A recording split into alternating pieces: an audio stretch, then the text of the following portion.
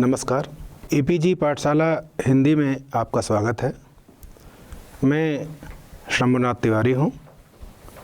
मैं अलीगढ़ मुस्लिम विश्वविद्यालय के हिंदी विभाग में प्रोफेसर के रूप में कार्यरत हूँ।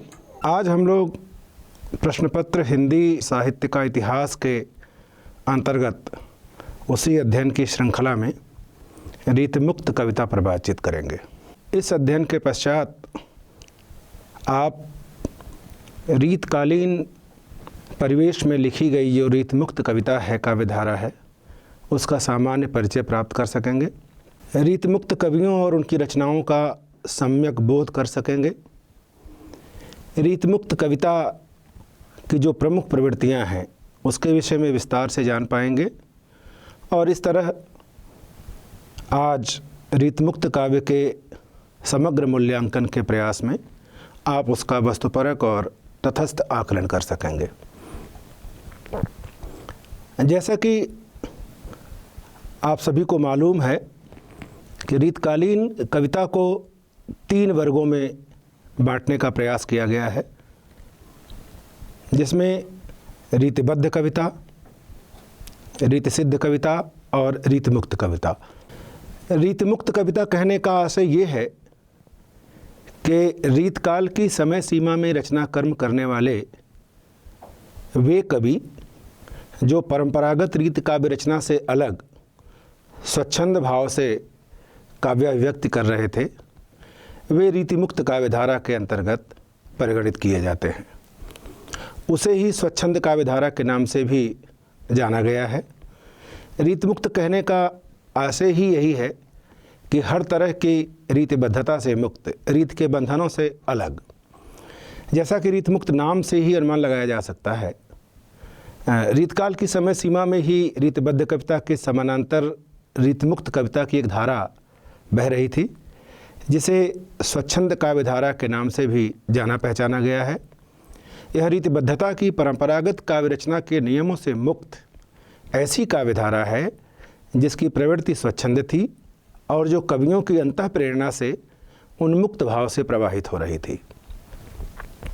काव्य रचना के इस प्रयास में रीतमुक्त कवियों ने काव्यशास्त्रीय नियमों एवं प्रचलित साहित्यिक परंपराओं को नकारते हुए अपने नवीन और क्रांतिकारी दृष्टिकोण का परिचय दिया।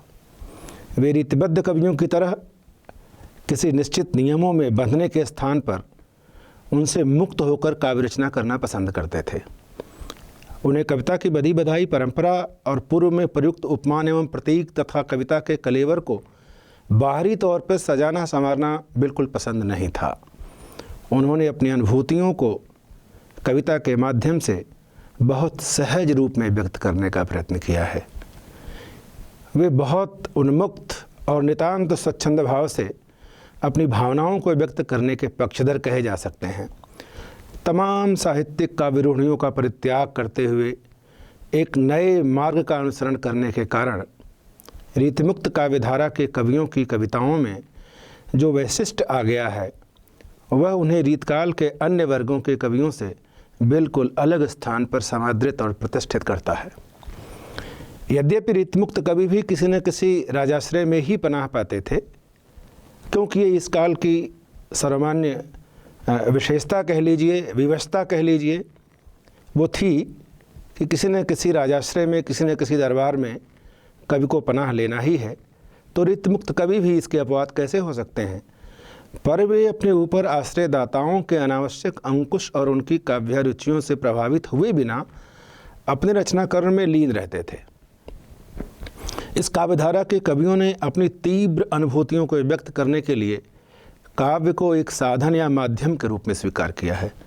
उन्होंने कविता करने के लिए कविता नहीं की है, वरन अपनी गहन अनुभूतियों को व्यक्त करने के लिए कविता करना उनके लिए एक अनिवार्य व्यवस्था कही जा सकती है। संभवतः यही कारण है कि रीतमुक्त कवियों की जो काव्याभिव्यक्ति है उसमें भाव और कला का बहुत सुंदर समन्वय प्राप्त होता है। रीतमुक्त कवियों की अगर गहरी भावनाओं को स्वाभाविक रूप से अभिव्यक्त करने की इस कलात्मक काव्याभिव्यक्ति को हम परिभाषित करें तो वर्ड्सवर्थ की पंक्तियों में जो कहा जाता है कि poetry is the spontaneous overflow of powerful feeling, तो इसकी जो यानी कविता हृदय के उत्कट भावों की सहज उद्भूति है। वह उत्कटता और वह सहज अनुभूति और उसकी अभिव्यक्ति रीतिमुक्त काव्यधारा के कवियों में सहज रूप में देखी जा सकती है। अब हम इस बात पर चर्चा करें कि आखिर रीतिमुक्त काव्य है क्या। जैसा कि हमें ज्ञात है कि रीतकाल की समय सीमा में जो उपलब्ध काव्य सर्जन है, जो साहित्य है, उसको जो दो प्रमुख वर्गों में जो विभाजित किया गया है वे हैं रीतिबद्ध और रीतिमुक्त। और रीतिबद्ध और रीतिमुक्त विभाजन का जो श्रेय है वो आचार्य विश्वनाथ प्रसाद मिश्र को दिया जाता है। इसके पहले आचार्य शुक्ल ने रीतकाल की पूरी कविता को दो वर्गों में रखा, एक को रीत ग्रंथकार कवि के रूप में और उनसे इतर जो थे उनको अन्य कवि के रूप में। रीतिबद्धता इस काल की प्रमुख प्रवृत्ति होने के कारण जिन कवियों की रचनाएं काव्यांग विवेचन की परिधि में आती हैं उन्हें रीतिबद्ध कहने के लिए शुक्ल जी ने आग्रह किया, यानी वो रीत ग्रंथकार कवि के रूप में उनको माना। इससे इतर इस काल के कवि जो रीतबद्धता की परिधि का स्पर्श नहीं करते, रीत शब्द से विशेष लगाव और आकर्षण रखने वाले आलोचकों ने उन्हें भी रीतमुक्त कवि कहकर रीत के घेरे में लेने से वे नहीं चूके। और यह थोड़ा सा आश्चर्यजनक भी है। जिनका रीति से कोई संबंध नहीं और जो रीत में बिना बंधे ही काव्य सर्जन में लीन रहे, उन्हें रीति से जोड़कर उनके काव्य सर्जन को रीतकाल के दायरे में रखकर मूल्यांकन करना न्यायोचित नहीं कहा जा सकता। अब जबकि रूढ़ योगात वलीयसी से रीतिमुक्त नामकरण स्थापित हो चुका है, तब उसी के अनुरूप रीतिमुक्त काव्य की विशेषताओं का ही उल्लेख किया जाना अपेक्षित होगा। रीतकाल की परिधि में जो रीतिमुक्त काव्यधारा है वह किसी भी तरह से रीतबद्धता का सम्मान तो नहीं करती, लेकिन जो उसके विषय वस्तु हैं वो बहुत स्वाभाविक और श्रृंगार का जो वियोग पक्ष है उससे संबंधित है। अगर हम रीतमुक्त कविता की कुछ प्रमुख प्रवृत्तियों की अगर बात करें तो उससे ये है कि वे रीतमुक्त कवि शास्त्रीय नियमों में अपने आप को सीमित नहीं करते हुए उन्मुक्त और स्वच्छंद रूप से कविताएं कर रहे थे। इसीलिए उन कवियों की जो काव्य रचना की भावभूमि है वो रीतिबद्ध कवियों से बिल्कुल अलग है। उनकी कविताएं उनके हृदय से बिल्कुल सहज रूप में निकल कर आई हैं, जिनमें उनके जीवन के विभिन्न अनुभवों की झांकी दिखाई देती है। तमाम साहित्यिक रूढ़ियों का परित्याग कर नए मार्ग का अनुगामी होने के कारण रीतमुक्त कवियों की जो विशिष्टता प्रकट होती है, उसके कारण रीतकालीन समय सीमा में उनकी अलग पहचान बनती है। इस धारा के कवियों ने प्रेम की तीव्र अनुभूति को व्यक्त करने के साधन के रूप में काव्य को एक माध्यम भर माना। उन्होंने कविता के लिए कविता नहीं की, वरन गहन और तीव्र प्रेम अनुभूतियों को व्यक्त करने के लिए कविता करना उनके लिए अनिवार्य व्यवस्था बन गई थी। यही कारण है कि उनकी कविता में भाव और कला का सुंदर समन्वय है। हम अगर रीतमुक्त काव्यधारा के कवियों की कविताओं की कुछ विशेषताएं और उनकी प्रवृत्तियों को रेखांकित करें तो उसमें सबसे पहले हम ये कहेंगे कि उनमें प्रेम का स्वच्छंद और उन्मुक्त चित्रण दिखाई देता है। रीतमुक्त काव्यधारा के कवियों ने तीव्र प्रेमानुभूति की बहुत स्वच्छंद और उन्मुक्त भाव से सहज रूप में प्रकटीकरण किया है। इन कवियों ने एक सच्चे प्रेमी की तरह तीव्र उत्कट प्रेम का अनुभव किया था। एक प्रेमी के रूप में उन्होंने प्रेम की सच्ची अनुभूति को ही काव्य रूप में ढाला है। प्रेम में संयोग वियोग की जैसी तीव्र अनुभूति इन कवियों को है, वही कविता बनकर फूटी है। मनोवेग के प्रवाह में रीतमुक्त कवियों के हृदय से निकलने वाले उद्गार में काव्य की सहज अनुभूति दिखाई देती है। घन आनंद जैसे कवि ने तो स्पष्ट कहा है कि लोग हैं लाग कवित्त बनावत, मोहि तो मेरे कवित्त बनावत। इस काव्यधारा के कवियों का मानना है कि वे कविता नहीं लिखते, वरन हृदय में स्थित प्रेम की पीड़ा ही कविता बन जाती है। यहाँ यह विचारणीय है कि वाल्मीकि के प्रसंग में कहा जाता है कि शोकः तस्य श्लोको भवतु नान्यथा। उर्दू के एक बड़े शायर अकबर इलाहाबादी का संकेत भी संभवतः इसी ओर है कि दर्द को दिल में जगह दे अकबर, इल्म से शायरी नहीं आती। शायद वही वो वेदना है, वही वो दर्द है, वही वो पीड़ा है जो रीतमुक्त कवियों के हृदय से सहज रूप में, स्पॉन्टेनियस ओवरफ्लो के रूप में, वेदना के रूप में सीधे सीधे कविता बन जाती है। और कहा भी जाता है कि कविता जो है वो वेदना की उद्भूति है। Poetry is the daughter of sorrow कहा गया है। वेदना की उद्भूति है कविता, इसलिए रीतमुक्त कवियों के हृदय से निकलने वाली वह वेदना ही कविता है, दर्द ही कविता है। क्रमुच द्वंद्व वियोगात्थ शोकः श्लोकत्वमागतः, जो शोक है वही श्लोक में परिणित हो गया। इसका सबसे सटीक उदाहरण रीतमुक्त काव्यधारा के कवियों की सहज कविता को लिया जा सकता है। कविता तो उनकी भावनाओं के व्यक्त हो जाने का एक माध्यम है। ऐसा तभी संभव है जबकि प्रेम की पीड़ा की तीव्र अनुभूति हृदय में हो। एक और जो महत्वपूर्ण बात है रीतमुक्त कवियों की कविता में, वह है प्रेम के लौकिक पक्ष का बहुत स्वाभाविक चित्रण। रीतमुक्त कविता में प्रेम के लौकिक पक्ष को बहुत सफल रूप में व्यक्त होने का अवसर मिला है, क्योंकि इस धारा के कवियों ने प्रेम के लौकिक पक्ष को इतनी व्यापकता के साथ आत्मसात किया है कि जिसकी समता पूरे रीतकाल की कविता में किसी से नहीं की जा सकती। प्रेम की लौकिकता की अनुभूतिजन्य व्यवस्था और व्यथा का मार्मिक चित्रण रीतमुक्त कवियों ने बहुत स्वाभाविक रूप में किया है। इस धारा के कवि सच्चे प्रेम के मार्ग में आने वाले कष्टों से भली भांति परिचित हैं और उनको स्वीकार भी करते हैं। एक पंक्ति देखें बोधा की, जब ते बिछुरे कवि बोधा हितु, चित नय को हमारो थिरातो नहीं, हम कौन सी आपन पीर कहें, दिलदार तो कोई दिखातो नहीं। उन्हें एक ऐसा अपने जैसा समान धर्मा एक ऐसा कोई मित्र चाहिए जिससे वो अपनी आत्मपीड़ा को कह सकें। और इसके समानांतर देखें आप, उर्दू कविता में बहुत अच्छा इसी तरह का भाव व्यक्त हुआ है, जिसकी अनेक विशेषताएं उस काल की कविता में बहुत सीमा तक मिलती जुलती हैं। मैं रीतमुक्त कवियों की यह भावना जिस तरह से व्यक्त हुई है उसका उल्लेख करते हुए अगर एक उर्दू की कुछ पंक्तियां मैं कोट करूं तो बहुत प्रासंगिक होगी कि किसे अपना बनाए कोई इस काबिल नहीं मिलता। आप याद रखें बोधा की वह पंक्ति कि हम कौन सी आपन पीर कहें, दिलदार तो कोई दिखातो नहीं। तो दिलदार तो कोई दिखातो नहीं, किसे अपना बनाए कोई इस काबिल नहीं मिलता, यहाँ पत्थर तो मिल जाते हैं लेकिन दिल नहीं मिलता। सुराग किस तरह कैसे लगाएं कातिल का, निशान कातिल के मिलते हैं मगर कातिल नहीं मिलता। सभी दक्काक मिलते हैं, दक्काक मोटे तगड़े, कोई आकिल नहीं मिलता। आकिल मतलब बुद्धिमान। सभी दक्काक मिलते हैं, कोई आकिल नहीं मिलता, यहाँ सरदर्द मिल जाते हैं, दर्द दिल नहीं मिलता। तो कोई दर्द दिल मिले तो उसे अपनी दास्तां कहें। रीतमुक्त कवियों की स्वाभाविक परिणति जगह जगह हमें दिखाई देती है।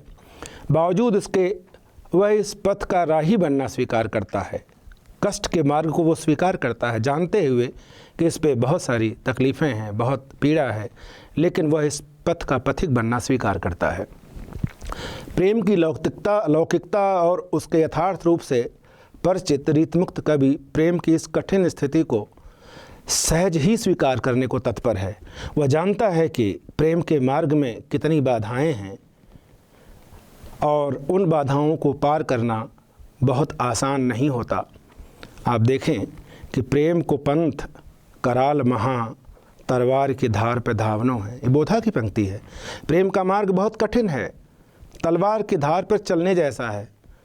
आप यहाँ याद कीजिए आप जिगर मुरादाबादी की उस पंक्ति को, जहाँ वो कहते हैं कि ये इश्क नहीं आसान, बस इतना समझ लीजिए एक आग का दरिया है और डूब के जाना है। तलवार के धार पे धावनो है और आग का दरिया, कितनी अद्भुत समानता है। इसलिए मैं कहता हूँ कि जो रीतकाल की हिंदी कविता और उसी दौर में लिखी गई तमाम सारी उर्दू कविताओं में अद्भुत समानता है, जिस पर अलग से बातचीत करने की आवश्यकता होगी। और किस तरह से ये जो संदर्भ है ये परवर्ती आधुनिक काल के कवियों को प्रभावित करता है। रीतकाल का यह संदर्भ आधुनिक काल के एक बड़े शायर जिगर मुरादाबादी की इन पंक्तियों से कितना मिलता जुलता है। एक और विशेषता जो हम रीतमुक्त कवियों की देखते हैं, उनमें उनकी अपनी वैयक्तिक जो पीड़ा है, वेदना है, वो व्यक्त हुई है। इसलिए उसको अगर हम इस रूप में रेखांकित करें कि रीतमुक्त कविता आत्मपरक काव्य विभक्ति का काव्य है, तो स्वाभाविक रूप से हम इस पे देख पाएंगे कि रीतमुक्त कवियों ने अपने प्रेम की जो वैयक्तिक अनुभूतियाँ हैं उनको आत्मपरक शैली में अभिव्यक्त किया है। विरह, प्रेम, पीड़ा, वेदना, इन सब की बहुत गहरी तीव्र अनुभूति उनके हृदय में है और उस अनुभूति को उन्होंने बहुत ईमानदारी के साथ आत्मपरक रूप में व्यक्त करना आरंभ किया और उसको लगातार इसी रूप में उसको व्यक्त करते रहे। इस धारा के कवियों की एक बहुत बड़ी ये प्रवृत्ति कही जा सकती है कि उन्होंने जैसा कुछ समझा, जैसा कुछ जाना, अपने हृदय की पीड़ा को उसी रूप में यथावत व्यक्त कर दिया। अपने वैयक्तिक जीवन में विरह की मर्माहत पीड़ा को सहने वाले इन कवियों ने उसी पीड़ा को अभिव्यक्त किया है जो उनके अपने अनुभव की सच्ची पूंजी है। रीतमुक्त कवियों की विरहजन्य पीड़ा ही काव्य का स्वरूप धारण कर लेती है। दुख पाकर ही क्या न सभी जग में सुख पाते, कंटकहीन प्रसून बहुत कम देखे जाते। तो इन कंटकाकीर्ण मार्ग पर चलना रीतमुक्त कवियों की एक अलग विशेषता कही जा सकती है और विरह के आंसुओं की यह पीड़ा में अभिव्यक्ति रीतमुक्त कविता की बहुत बड़ी पूंजी है, जहाँ विरह का एक एक पल व्यतीत करते हुए बहुत कठिन जान पड़ता है। निरंतर आंसू बहते रहें तो मन की पीड़ा कुछ शांत होती है। मीर का एक शेर याद आ गया कि मुत्तकिल रोते ही रहिए तो बुझे आतिशे दिल, एक दो आंसू तो फिर आग लगा देते हैं। रीतमुक्त कवि निरंतर अपने मन की पीड़ा को उन आंसुओं के माध्यम से व्यक्त करते रहते हैं। घन आनंद की पंक्तियाँ यहाँ बहुत ही प्रभावी और प्रासंगिक होंगी कि घन आनंद मीत सुजान बिना, सबहीं सुख साज समाज टरे, तब हार पहाड़ से लागत हैं, अब आन के बीच पहाड़ परे। स्वाभाविक रूप से हम कह सकते हैं कि जो रीतमुक्त कविता है उसमें इस तरह की जो आत्मपरक काव्य अभिव्यक्ति है, चाहे वो बोधा हों, चाहे ठाकुर हों, चाहे घनानंद उनमें सबसे बड़े हैं, जिनके लिए शुक्ल जी ने भी कहा है कि वो प्रेम की पीड़ा के कवि हैं। इस तरह के जो स्वाभाविक चित्र हैं बहुतायत से रीतमुक्त कविता में भरे पड़े हैं। एक बहुत महत्वपूर्ण बात जो इन्हें रीतकाल के अन्य कवियों से बिल्कुल अलग मुकाम पर लाकर खड़ा कर देती है कि इनकी जो प्रेम की अभिव्यक्ति है वो बिल्कुल सहज रूप में हुई है और उसको हम कहेंगे कि प्रेम की अकृत्रिम सरलता उनकी कविता में दिखाई देती है। रीतमुक्त कवियों की जो कविताएं हैं सीधे सीधे हृदय से फूटती हैं और हृदय की अंतः प्रेरणा से फूटने के कारण वो बीच में कोई बौद्धिक पाथेय ग्रहण नहीं करती और इस नाते उनमें जो स्वाभाविक रूप से आंतरिक अनुभूतियाँ सहज रूप में जो व्यक्त हुई हैं उसका कोई सानी नहीं है।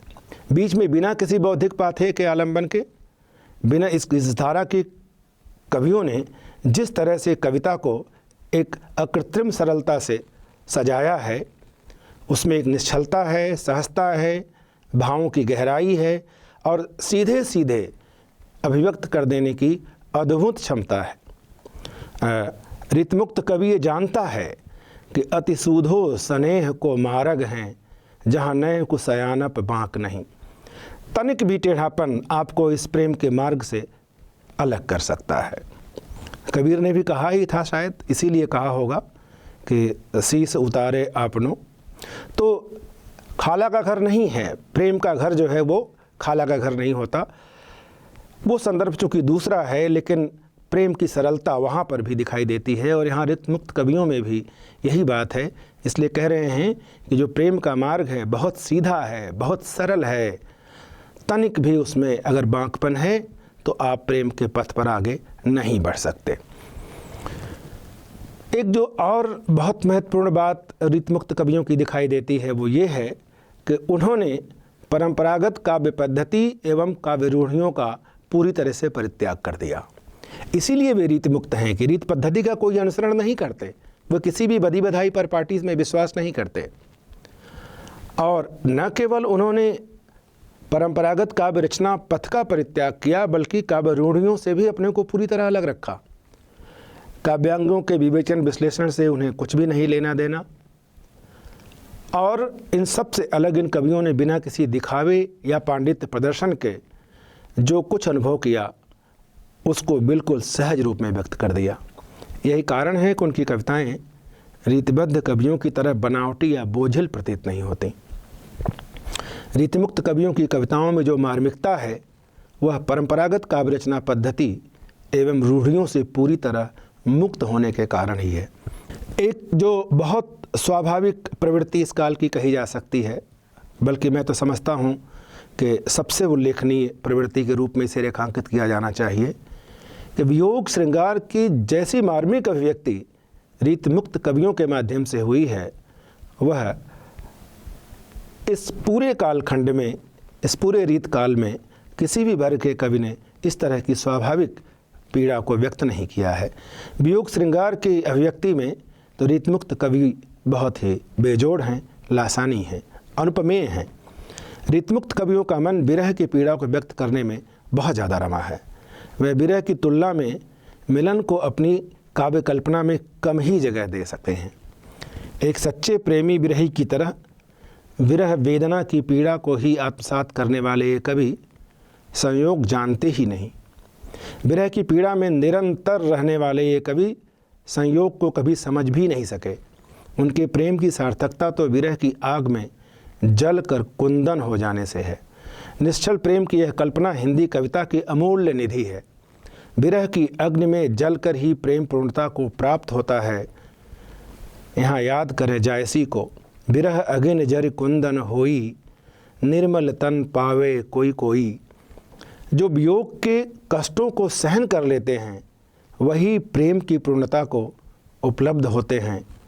यहाँ रीतमुक्त कवियों का सामान्य विश्वास है। उर्दू के शेर में आप देखें बिल्कुल यही भाव व्यक्त हुआ है कि नहीं जो खार से डरते वही उस गुल को पाते हैं, नहीं जो खार से डरते वही इस गुल को पाते हैं। विरह का जैसा मार्मिक चित्रण रीतमुक्त कवियों ने किया है वह अन्यत्र दुर्लभ है। यदि कहा जाए कि रीतमुक्त कविता विरह की ही कविता है तो अत्युक्त नहीं होगी। घन आनंद जैसे कवि की कविता में तो उनकी निजी अनुभूतियाँ बहुत स्वाभाविक रूप में व्यक्त हुई हैं, जिन्हें समझने के लिए विरह की पीड़ा का अनुभव होना चाहिए। क्योंकि विरह की पीड़ा की अनुभूति जिसे नहीं है वह वेदना की कविता को समझ भी नहीं सकता। समझे कविता घन आनंद की, ही आँखिन नेह की पीरत की।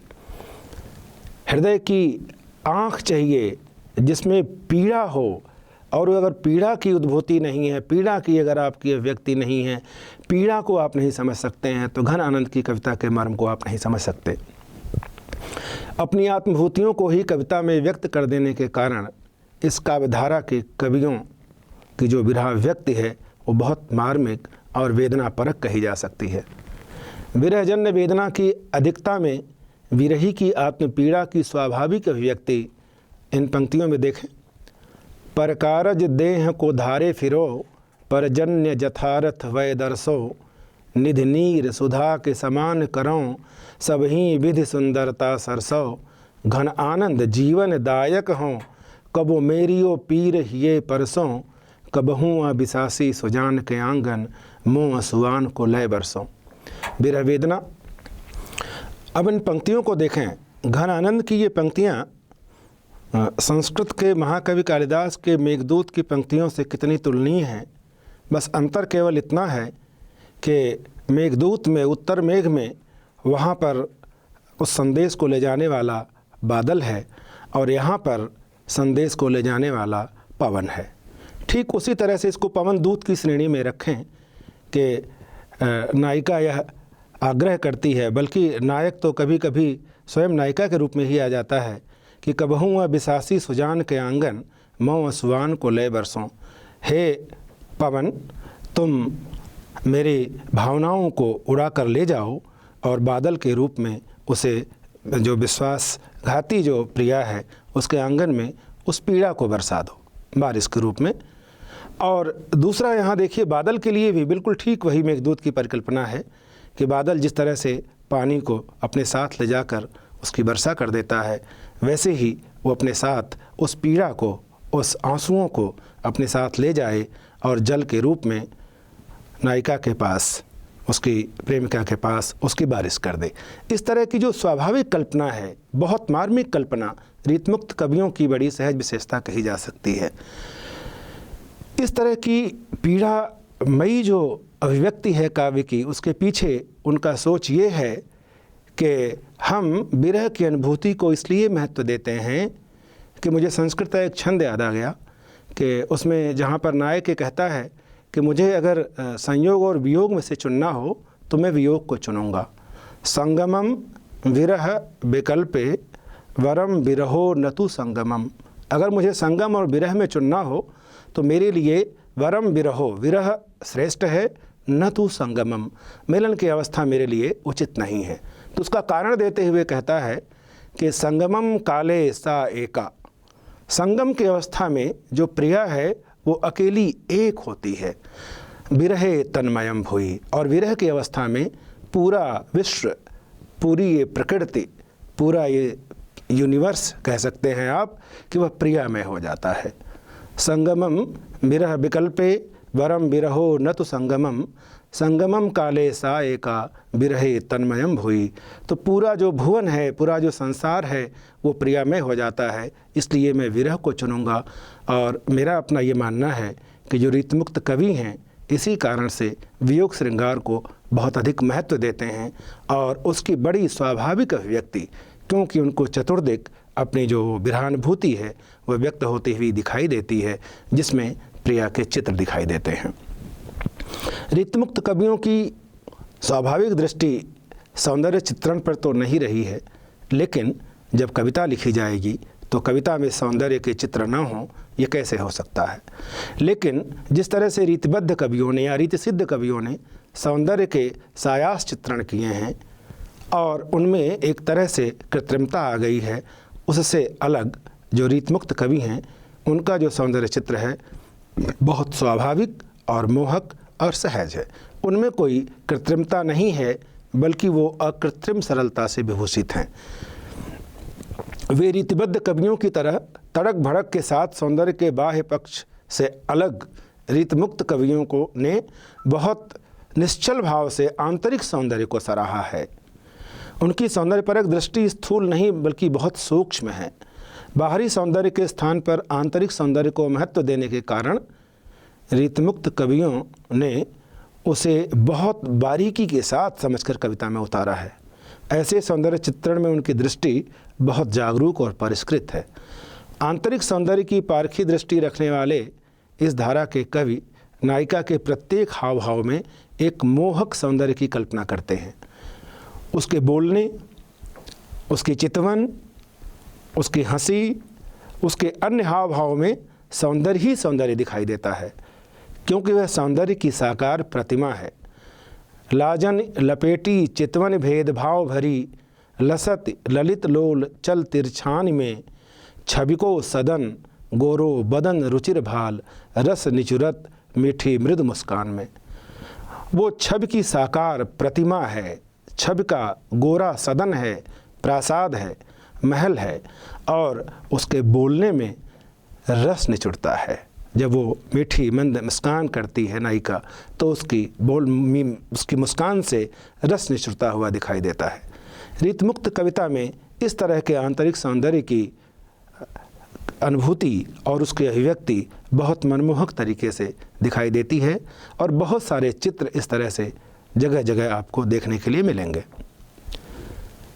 इसी क्रम में अगर हम देखें तो रीतमुक्त कवियों ने प्रकृति का भी मोहक चित्रण किया है, लेकिन जैसा कि मैं पहले के ही क्रम में उल्लेख कर चुका हूँ कि पूरी रीतकाल की कविता में जो प्रकृति के चित्र हैं वो स्वतंत्र रूप से नहीं हमारे सामने आते हैं, वे कहीं न कहीं उद्दीपक रूप में हैं। प्रेम के वर्णन के साथ उनका जो उद्दीपक रूप है वह आता है, चाहे रीतबद्ध कवि हों या रीतसिद्ध कवि हों। रीतमुक्त कवियों के यहाँ कुछ थोड़ा सा उसको हम अलग करके देख सकते हैं। इसीलिए रीतमुक्त कवियों ने जो प्रकृति का चित्र खींचा है बहुत मोहक और लुभावना है, जिसमें उनकी भावना बहुत उन्मुक्त और सहज रूप में व्यक्त हुई है। इन कवियों के जो प्रकृति चित्र हैं वे ऋतुओं के सजल वर्णन के साथ मिलकर एक प्राकृतिक सुंदरता की छटा बिखेरते हैं। प्रकृति के चित्र विरही कवियों की प्रेम भावना को उद्दीप्त करने में सहायक हैं, जो उनकी विकलता को बढ़ा देते हैं। एक चित्र देखें कि बौरे रसालन की चढ़िडारन, कूकत कोयलिया मौन गहेना, ठाकुर कुंजन कुंजर गुंजत, भौरन भीर चुपैबो रचहैना, शीतल मंद सुगंधित वीर, समीर लगे तन धीर रहैना, व्याकुल कीन्हे बसंत बनाए के, जाए के कंत सो कोऊ कहेना। या इसी तरह का और अगर आप चित्र देखें कि धनिवे धनिपास की रतियाँ, पत की छतियाँ लग सोवती हैं। रीतमुक्त कवियों के प्राकृतिक चित्रों को देखकर ऐसा प्रतीत होता है कि उन्होंने प्रकृति के साथ ही स्वयं की विरहानुभूति को संबद्ध करके उसमें और अधिक सजीवता उत्पन्न कर दी है। उनके प्रकृति चित्रण में उनके अंतःकरण की व्याकुलता और विरह वेदना की अधिकता दिखाई देती है, जहाँ कोयल की कूक भी उनकी वेदना को बहुत बढ़ा देती है। आप कल्पना कीजिए कि सूरदास ने जो कल्पना की थी कि किंसु को गुलाब कचनार व अनारन के डारन पे डोलत अंगारन के पुंज हैं, ये विरहाकुल वेदना की अनुभूति है। ठीक उसी तरह से जहाँ कोयल की आवाज़ को इतना मधुर माना जाता है, रीतमुक्त कवियों ने अपनी कविता में इस तरह से अभिव्यंजना की है कि जो कोयल की कूक है वह उन्हें अच्छी नहीं लग रही है, बल्कि वह उनकी वेदना को और बढ़ा रही है। इसलिए देखें आप, एक नायिका कह रही है कि कारी कूर कोकिला कहाँ की बैर काढ़तरी। एक खींच देखिए आप, बल्कि व्यंग्यार्थ भी है। कारी कूर कोकिला कहाँ की बैर काढ़तरी, कूक कूक अबहीं करेजो किनको रिले, पैड़े परें पापी ये कलापी निस्द्योंस ज्यों ही, चातक रे घातक वह तूहू कान फोर ले। इस तरह की न जाने कितनी गहरी अनुभूति को व्यक्त करने वाले विरह के उद्दाम चित्र रीतमुक्त कवियों की लेखनी से निकले हैं, जो हमें बहुत सहज और प्रभावित करने वाले लगते हैं। रीतमुक्त कवियों की जो प्रकृति विषयक अभिव्यक्ति है, उनमें उनके अंतर्मन की वेदना छलक छलक पड़ती है, और इस तरह की अनुभूति मई चित्र की झांकी रीतमुक्त कवियों के अतिरिक्त रीतकाल के अन्य कवियों की कविताओं में बिल्कुल नहीं दिखाई पड़ती है।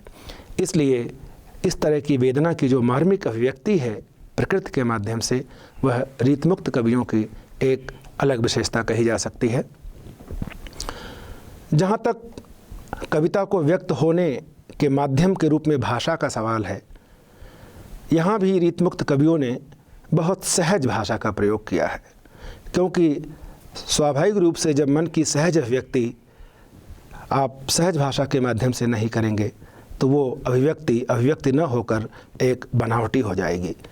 इसीलिए रीतमुक्त कवियों की जो भाषा है वो अकृत्रिम सरलता से और सहजता से संपृक्त है। जहाँ रीतबद्ध कवियों की भाषा अलंकारों के बोझ से लदी हुई है, वहीं रीतमुक्त कवियों की भाषा अलंकारों के अनावश्यक भार से मुक्त है। भावों के अनुकूल सटीक और प्रभावी शब्द चयन सहज प्रस्तुति के लिए आवश्यक है। विरहजन्य वेदना की अभिव्यक्ति के लिए रीतमुक्त कवियों ने जिस भाषा का प्रयोग किया है, वह उनके अंतर्मन के भावों को प्रकट करने के लिए बहुत उपयुक्त है। भाषा का एक निश्चल प्रयोग देखिए। तुम कौन ध्यों पाठी पढ़े हो लला, मन ले हूँ पदे हूँ छटाक नहीं। तुम कौन सी पट्टी पढ़े हो, पाटी मतलब पट्टी, प्रयोग करते हैं लोग जीवन में कि तुम पट्टी पढ़ा रहे हो, तो तुमने कौन सी पट्टी पढ़ी है कि मन तो ले लेते हो। मन यानी कि एक मन, और देने के बदले छटाक भी नहीं देते। दूसरा अर्थ ये कि तुम मन तो ले लेते हो, मेरे मन को तो तुम चुरा लेते हो, मगर अपनी छटा नहीं दिखाते। श्लेष की कितनी अद्भुत छटा है। स्वाभाविक रूप से अलंकार का प्रयोग हुआ है यहाँ पर, लेकिन कहीं भी कविता बोझिल नहीं दिखाई देती है। दूसरा एक उदाहरण देखें, बहुत अद्भुत उदाहरण है ये। सुनी है कि नाही यह प्रकट कहावत जू, काहूँ कल पाए हैं सो कैसे कल पाए हैं। अब कल पाए और कल पाए में आप देखिए श्लिष्ट का कितना बेहतरीन उदाहरण और कैसी व्यंजना हुई है कि जो दूसरों को कल पाता है यानी तड़पाता है, वो कैसे कल पाएगा, कल यानी चैन पाएगा। तो इस तरह की जो स्वाभाविक अनुभूति है कविता में, उसमें अलंकारों में भी अगर इस तरह का कुछ अगर व्यक्त हुआ है तो बहुत सहज है, बहुत मोहक है और अकृत्रिम है।